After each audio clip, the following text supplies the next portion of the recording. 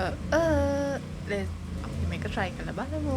මම මේක මේ දෙවෙනි පාරට තමයි කන්න යන්නේ. කියන්නේ පළවෙනි පාරේ කෑවා මාරම සැරයි. හරිද? ඉතින් මෙන්න මේ තියෙන ස්පයිසි පැකට් දෙකක් තියෙනවා. මේක එකක් කෑලි කෑලි තියෙන අනිත් එක නම් කුඩු කුඩු තියෙන්නේ.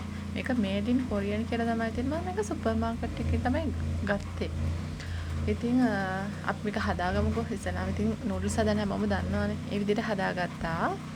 ඊට පස්සේ මෙන්න මේ කුඩු එක මම ඒකට අනේ මෙන්න මේ කුඩු එක තමයි මම හිතන්නේ සැර මේකේ. මොකද මම මේකේ මෙන්න මේ මිරිස් කුඩු එකෙන් නම් චුට්ටයි දාගත්තේ කලින් පාරවල කන්න බැරි වෙච්ච හින්දා.